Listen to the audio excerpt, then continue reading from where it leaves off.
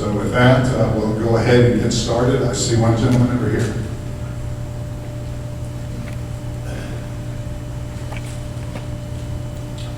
Good evening. My name is Mike Ryan, and I'm from Omaha. I'm with Citizens Leading Environmental Action in Nebraska. We refer to it as CLEAN. At the public hearing in January, NRC regional manager or administrator, Emil Collins, said that flooding is number one on the NRC's list in the wake of the Fukushima disaster. Number one, not number two. He said that the question of whether the licensing basis for Fort Calhoun Station is sufficient to weather the external threats that might be imposed on it by flooding from the Missouri River needs more work. He went on to say that this question needs an answer because of the flooding here last summer and because of the flooding conditions experienced in Japan. On March 12th of this year, the NRC sent an information request to nuclear operators, including OPPD, which effectively requires nuclear plants to reevaluate seismic and flooding hazards. This includes flooding of nuclear power plant sites following upstream dam failures. This is what was sent out. Then, on May 11th, the NRC released its priority schedule of how soon each plant must complete the flooding hazard reevaluations. That's this document. The NRC gave both Fort Calhoun and Cooper until March 2014 to complete their reevaluations. Remember, Emil Collins said this is the number one concern of the NRC. Now, does this mean that the NRC will not consider giving permission to restart Fort Calhoun, the only U.S. reactor that's experienced major flooding in recent memory, until after OPPD's flood hazard reevaluation is submitted in 2014 and fully evaluated? Now keep in mind that the inspection conducted in March to assess Fort Calhoun's 212 flood readiness found 3 flood-related violations. If the NRC is serious about safety, it's hard to understand how the NRC could possibly allow Fort Calhoun to restart until the flood hazard reevaluation is submitted and thoroughly analyzed. There are just too many safety issues that need to be considered first. Thank you.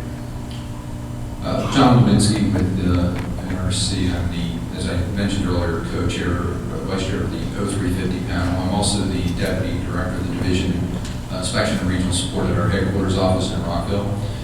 In addressing the question, there's 2 parts to what the NRC required in its letters that were issued to the licensees with respect to flooding.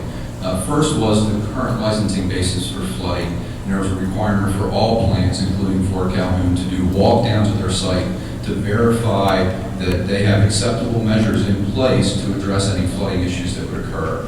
All licensees are required to do those walk downs. NRC will verify walk downs through independent inspections. For Fort Calhoun, they're required to complete that by November of 2012 to verify that they have procedures and physical barriers in place for their current licensing basis. When Mr. Collins said that NRC was looking at the reevaluation of flood as its #1 priority under the near-term task force recommendations, he was referring to the fact that we took the recommendations and put them into 3 tiers. Flooding was in the first tier of that, and those orders were issued to licensees under 5054F letters to do these reevaluations. In looking at that, that was collectively, not just for Fort Calhoun, but that was for all the plants in the United States to do this reevaluation. The prioritization letter that you referenced, May 11, 2012, talked about the criteria we used in determining which plants would get the highest priority in the reevaluations. The letters that went into March did say sites would have anywhere from 1 to 3 years to do this reevaluation. And you're correct, the letter does say that Fort Calhoun will not have to submit theirs until March of 2014. The criteria included in that letter said that we consider the potential that an integrated assessment would need to be conducted based on the reevaluation of the hazards. So there was additional insights from what we've learned through current activities at Fort Calhoun, as well as other studies that were done, such as a generic issue screening process we went through with all plants and looking at issues associated with flooding to determine prioritization.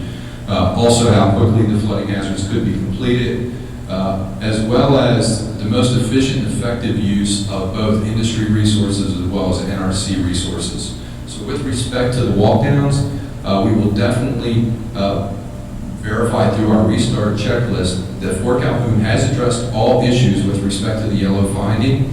They will have to adequately address all those to verify that they're meeting their current licensing basis, and NRC will have to verify that through inspection before we would consider allowing restart. With respect to the evaluation, the reevaluation will be on the schedule with the rest of the plants in the U.S., and Fort Calhoun will be treated no different. It will be based on the criteria that was included in its prioritization scheme. Follow up. What you described is not as extensive as what's required by this document that's to be completed by 2014. It sounds like you're relying on this restart checklist, and it's nowhere near as thorough as what's required in this document.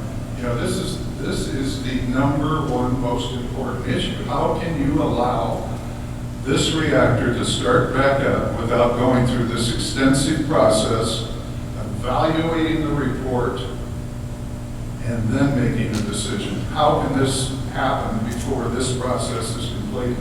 From the standpoint of allowing a restart, Fort Calhoun has to address all the issues associated with its current licensing basis, adequately address all those issues and have them verified by us. That would be our safety basis if we would allow them to restart based on that. With respect to the more generic issue that applies to all the reactors in the U.S., that is a complete reevaluation of the flooding hazard at all the plants in the United States. So from a prioritization standpoint, we consider those factors and where does Fort Calhoun fit with respect to those criteria and the rest of the plants in the United States. So we're looking at 104 units that have to go through this evaluation.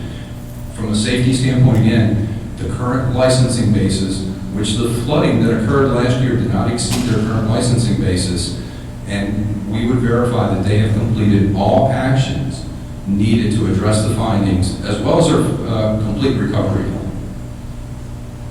Again, this is not as thorough as what's required by this document. You know, we're dealing with something that's very, very important here. We had dams that almost went on this river this summer. This could happen again very soon, what happened last summer. I just don't see how you can blow this off and restart the plant and then go ahead and evaluate the flood effects on Fort Calhoun 2 years from now. The NRC is taking this reevaluation seriously, which is why we're requiring them to submit this evaluation, look at the potential for dam failures. And that is part of the evaluation. And again, we're doing that on a generic basis with all the plants and put our prioritization in place. With respect to restart, if we were to authorize restart, we would verify that they have taken all actions to address the current licensing basis for flooding. Okay, we'll need to move on to another question. I'm getting quite a few cards, note cards.